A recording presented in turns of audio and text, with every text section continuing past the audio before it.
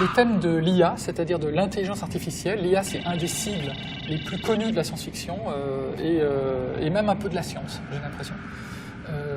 Qu'est-ce que ça décrit? Ça décrit un programme, un logiciel, qui a atteint un certain niveau d'intelligence, voire de conscience. J'ai l'impression qu'il va être question de moi pour une fois.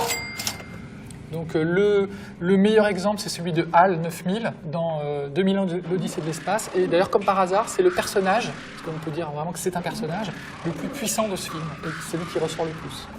Alors c'est vrai que l'intelligence artificielle a passionné les gens, les chercheurs en cybernétique, en informatique, en programmation, parce qu'ils ont cherché à essayer de reproduire par un programme des traits qu'on attribue habituellement à la conscience. Alors, le point, c'est qu'on est d'abord incapable de faire ça. Pour l'instant, il faut être clair, on est incapable de faire ça. Il y a des films qui ont mis ça très bien en scène. Il y a évidemment le HAL 9000 de le 2000 ans de l'espace. Il y a aussi les réplicants dans Blade Runner. Dans Blade Runner, on voit d'ailleurs, au début du film, ces réplicants qu'on ne reconnaît pas comme des réplicants. Ce sont des humanoïdes, pour le coup, parfaits. Ils ressemblent exactement à des êtres humains dans leur comportement, dans leur voix, dans leur physique.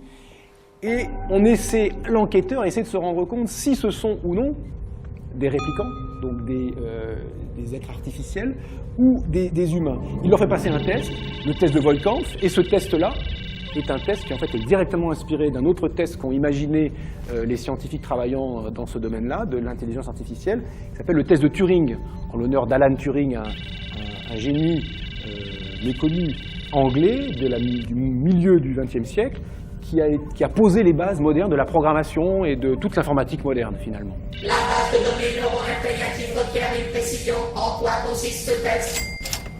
Et ce test de Turing, c'est est-ce qu'un humain peut se rendre compte, en discutant avec une machine, ou un humain, mais sans le savoir, via un écran par exemple, via quelque chose qui va masquer leur interaction, est-ce qu'il peut se rendre compte qu'il est en train de discuter avec un humain ou avec une machine? C'est un test qui n'est pas formalisé, il n'y a pas une liste de questions standard à poser. C'est un test intuitif, mais qui permettrait peut-être de se rendre compte, qui permet pour un humain de se rendre compte s'il a affaire plutôt à un humain ou plutôt à une machine. Ce test de Turing, donc, tel qu'on l'appelle maintenant, a été proposé à un certain nombre de programmes qui en général ne le passent pas, même souvent ne le passent pas, ou ne le passent vraiment pas à des altitudes considérables, c'est-à-dire très mal conçus finalement. Un humain reconnaît très rapidement qu'il s'agit bien d'un programme. Donc ça montre que pour l'instant, l'état de la recherche a progressé. Certes, on est un peu meilleur qu'avant, mais on ne sait toujours pas faire, on n'a toujours pas à notre disposition une intelligence artificielle. Votre assistant neuro-imprégatif vous informe que cette affirmation ne peut être validée